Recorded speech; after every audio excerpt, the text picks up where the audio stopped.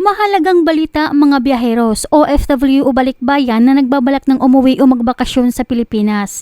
Nalalapag sa NAIA Airport Terminal 1. Baka hindi nyo pa alam ang balitang ito. Inanunsyo ng NNIC na bukas na ang curbside ng Ninoy Aquino International Airport Terminal 1 na dating eksklusibo lamang sa mga VIP. Ngayon ay pwede na kayo susunduin dito ng mga mahal nyo sa buhay. Kung dati ay bababa pa kayo sa ground floor passenger arrival extension na bitbit ang inyong mga bagahe para salubungin ang inyong mga sundo, ngayon ay mas pinakomportable na at hindi na kayo mahihirapan. Ito ay matapos na inanunsyo ng New NAIA Infra Corporation na bukas na umano ang curbside sa NAIA Airport Terminal 1 para sa lahat ng pasahero.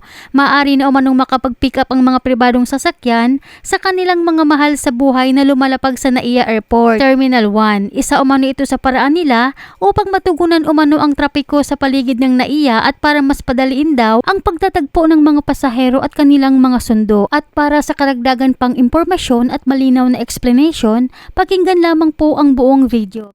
Lahat ng mga pasahero ay pwede nang magpasundo dito mismo paglabas ng arrival hall. Natin ito ito ang iba't ibang bay. Merong A2, A1 hanggang A14.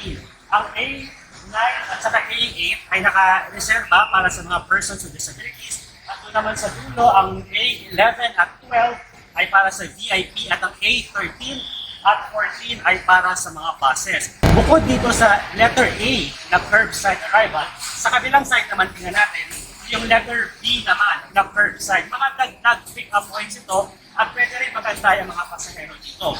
Pero dito sa dulo, may area para naman sa mga TNVS rides kung gusto mo mag-book ng TNVS car kung walang susunod sa'yo.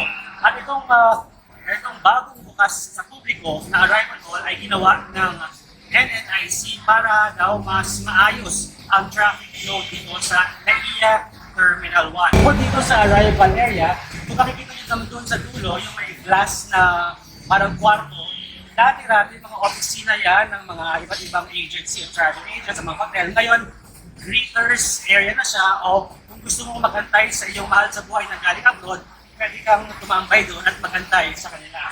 At yung dati namang arrival hall, doon naman sa ground floor, doon yung malapit sa parking, kung saan sumusundo yung mga pamilya para sa mga OFW nilang kakarating lang from abroad.